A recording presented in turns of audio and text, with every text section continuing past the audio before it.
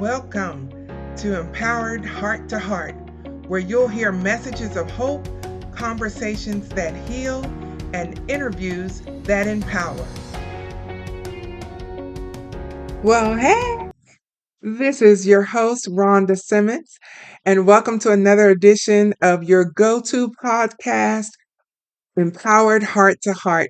I'm so glad that you're here with me today because we're always offering messages of hope, conversations that heal, and interviews that empower.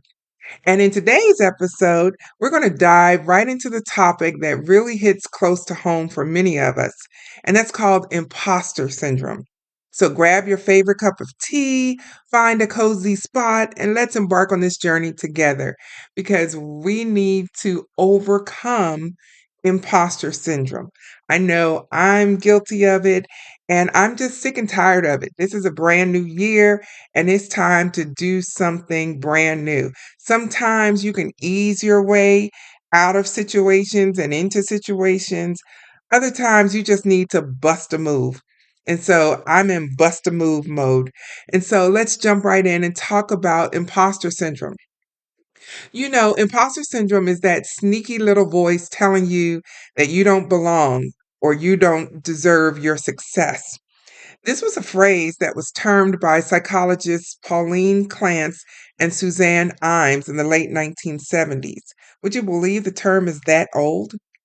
Originally, people thought that the term imposter syndrome affected mainly women. It's now recognized as something that can touch anyone, regardless of gender. Today, we're going to explore the phenomenon, not just from an academic standpoint, but with the intention of offering you tools to overcome it and thrive. If you know me, you know I'm all about solutions. We spend so much time identifying problems, complaining about problems, but I'm all about solutions. And I want to know, how do I get better? How do I recover? How do I overcome? And how do I thrive? And so, psychologist Pauline Clance said years ago, despite outstanding academic and professional accomplishments, women who experience the imposter phenomenon persist in believing that they are really not bright and have fooled anyone who thinks otherwise. They have this preset mentality that they're not good enough. Have you ever felt that way? That you're not good enough, you're not smart enough, you're not pretty enough, you're not experienced enough to do whatever the task is that you are qualified to do. So here we are in our virtual living room talking about something many of us face. Because here at Empowered Heart to Heart, we believe in sharing the real and the empowering.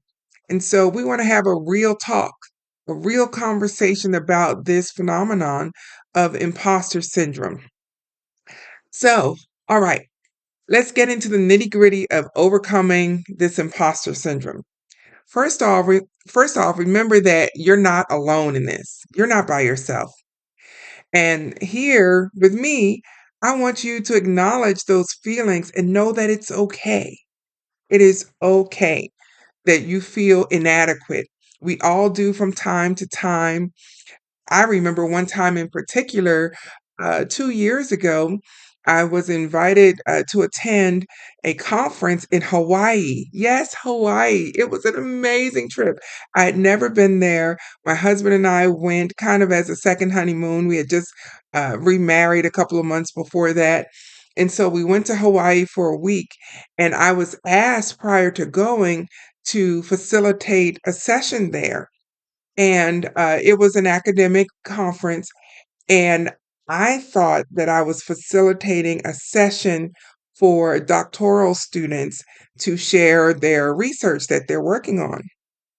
Well, as it turned out, the session I was facilitating was one where I was the only person in the room without a doctorate. Everyone else in that room had a doctorate, and they were presenting their research. And I felt so inadequate. Like, why am I here? The coordinators of the conference, they knew I was a doctoral student. They knew that I didn't have my doctorate yet, but yet I was chosen to facilitate this position. And I remember thinking all the way up until time for the position for the facilitation that I don't belong here. This is not the space I'm supposed to be in. I'm not qualified. But then, right before I got up for my turn at facilitating the session, I realized I belong here. This is where I'm supposed to be. God ordered it so that I'd be in this position.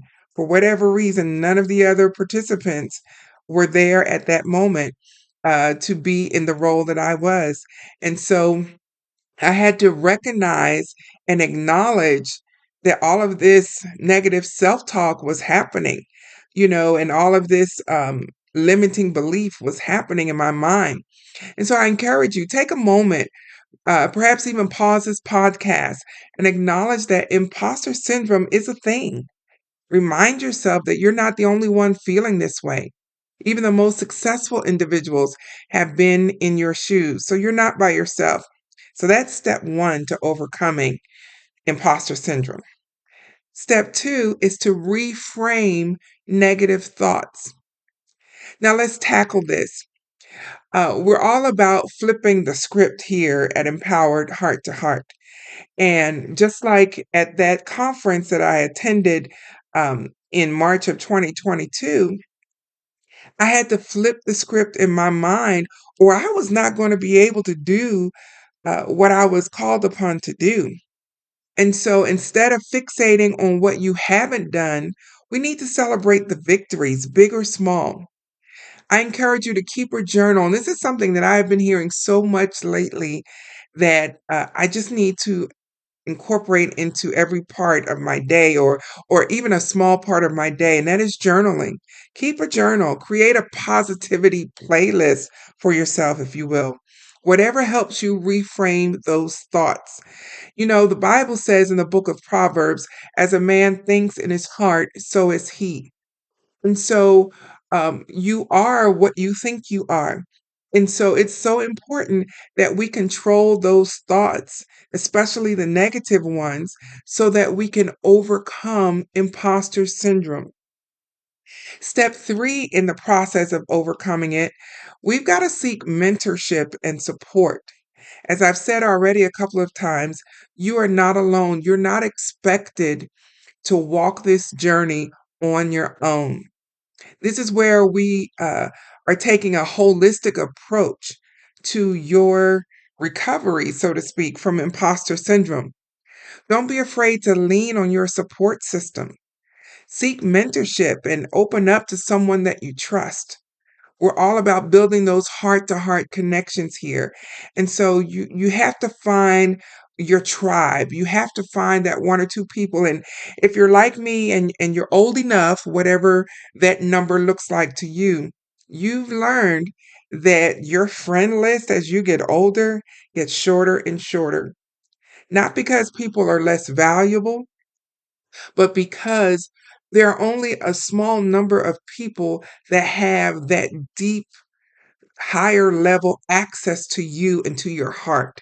So find somebody that you trust.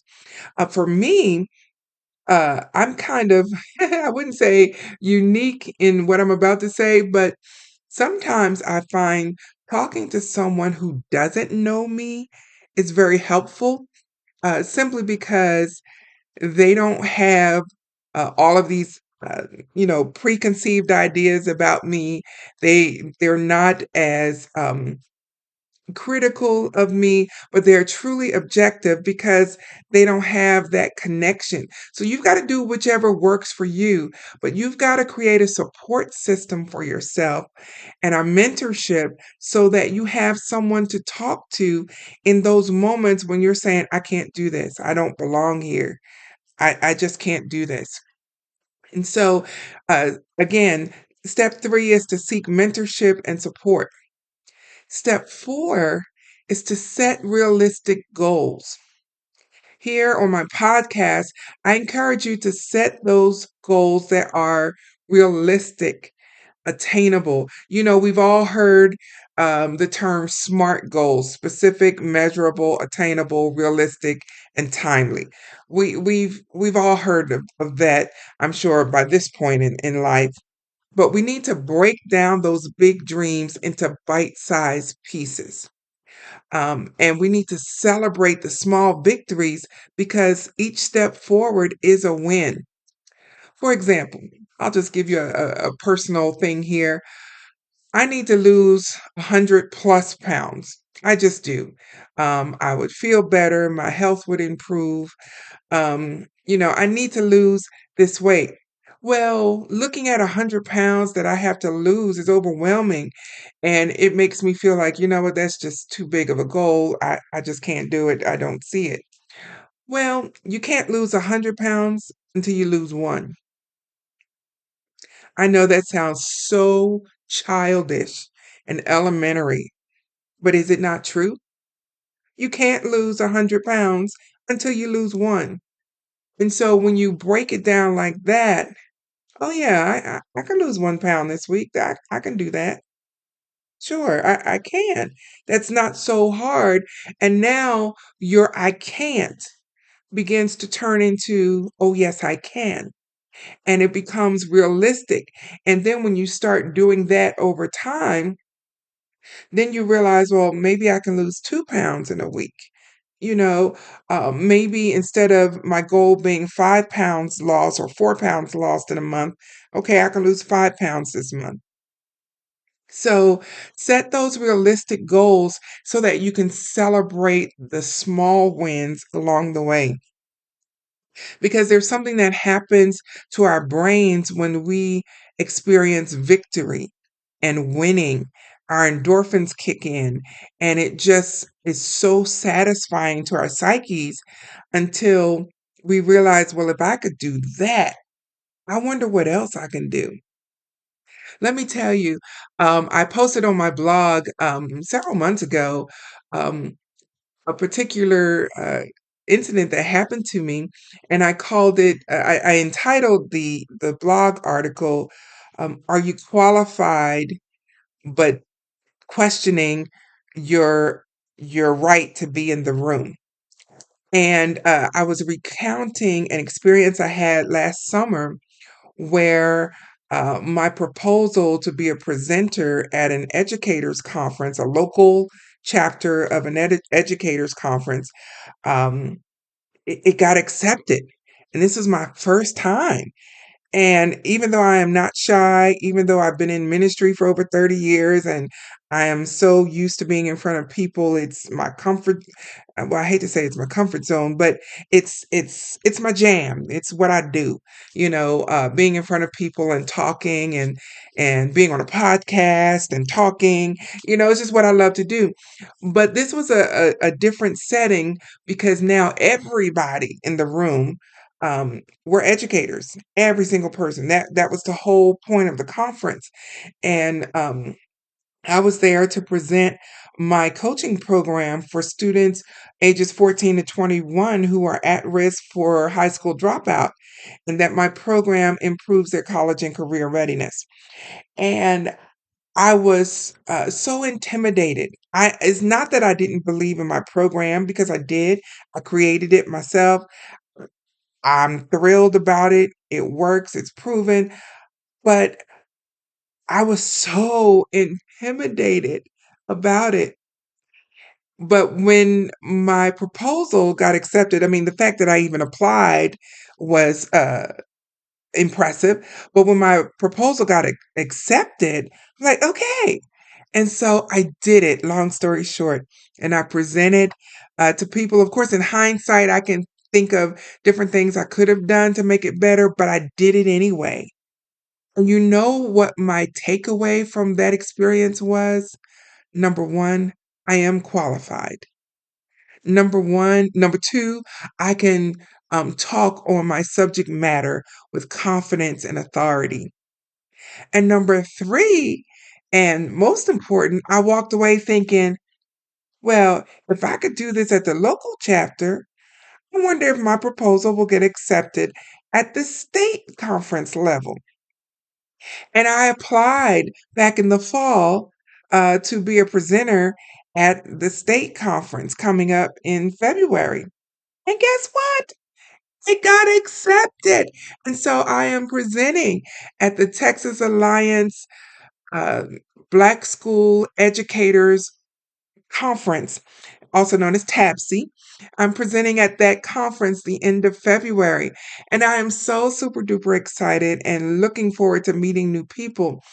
And so the point I'm making is that when you set realistic goals, they should be just enough stretch to make you slightly uncomfortable, but it can't be, well, I want to do another local chapter conference. Well, I've been there, done that. Let's move on further to the state. You already know where I'm going with this because the next conference will be national.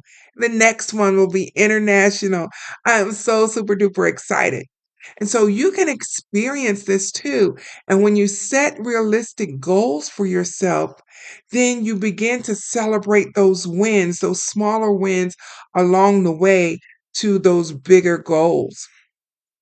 Finally, in step 5, embrace continuous learning. In education, we call it being a lifelong learner. It's so important and experience the joy of learning. It's okay not to know everything. I mean, I'm not saying that you have to just know everything there is about everything. I mean, nobody does. But shift your focus from the end result to the journey. In other words, it is the process that is the most valuable, the process of achieving your goal. That is the key. That is where the most learning happens. Not just, once you achieve the goal, which is wonderful, and you get to celebrate and party like it's 1999, showing my age there. However, it is the journey or the process where the real magic happens, where all the learning happens. And so it's so important that you embrace continuous learning. So, as we wrap up this heart to heart conversation on imposter syndrome, know that this is an ongoing journey. It is a process. And I'm here for you every step of the way. In fact, if you click the link somewhere around this podcast, I'm providing a free activity like homework. Yes, I am assigning you homework in this podcast, the nerve of me. And so, in this activity, it's called Draw Out Your Gremlin. And let me explain what it is. Basically, you're going to work through those 5 steps that we just talked about for overcoming imposter syndrome. You're going to work through them. You're going to have an opportunity to draw what your inner critic is. What does that look like? That negative self talk, that imposter syndrome mentality that makes you think, can I just be honest? That imposter syndrome lie that is not true, that lies to you and tells you that you're not qualified, that you can't do this. No one else in your family has done it before, and you don't belong here. And if you're like me, I've had to deal with you don't belong here simply because you're a woman. Like anybody, has the power, while you're still in your mother's womb to determine what your gender is going to be. I am who God made me. And so here I am. I am a female. That has nothing to do with my qualifications to be in the room and in the office that I hold. And so in the activity, draw out your gremlin, you're going to first draw your inner critic. What does that inner critic look like? And there'll be some samples there so you can kind of get a feel for what I'm talking about. And then after you're finished drawing, yes, you get to draw, sketch it, stick figures. If you're like me, it would just be a stick figure.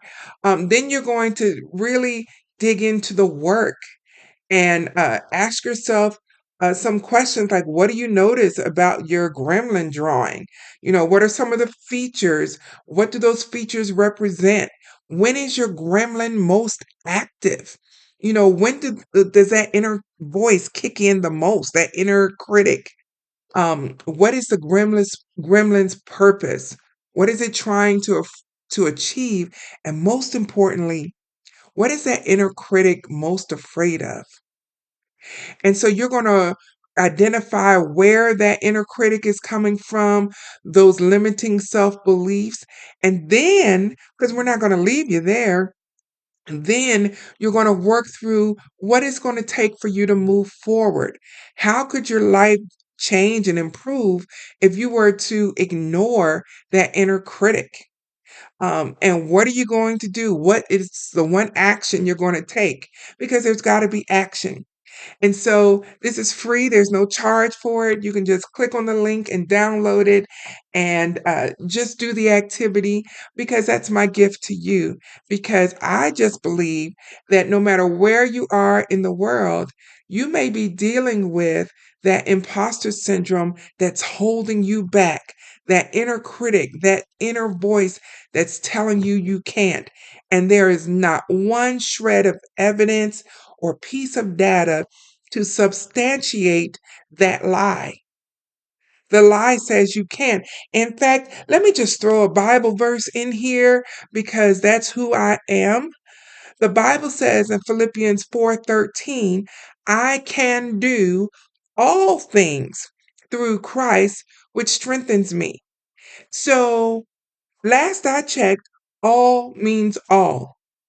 I can do all things through Christ, which strengthens me. So, why am I lying to myself and allowing that lie to become louder in my ears than the voice of Almighty God that says I can do it, that says, oh, yes, you can? So, go with me on this journey. Take the steps that you need to overcome imposter syndrome because it's so important for you to get that victory so that you can experience the process of reaching your goals. So let's just review these 5 steps again to overcoming imposter syndrome. The first step is to recognize and acknowledge it really is a thing. It's really real. The second thing is to reframe your negative thoughts. The third thing is to seek mentorship and support. And the fourth thing is to set realistic goals. And number 5, embrace continuous learning. So all of these together work in tandem so that you can overcome. It is a process.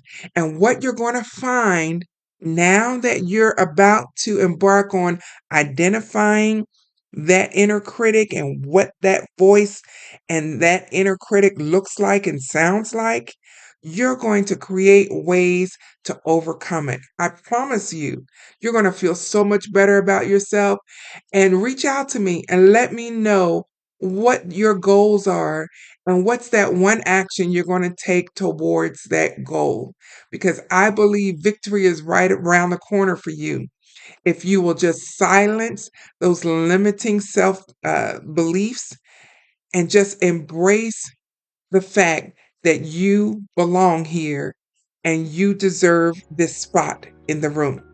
So until the next time, be blessed, be encouraged, but most of all, be empowered. And I'll see you on the next edition of Empowered Heart to Heart.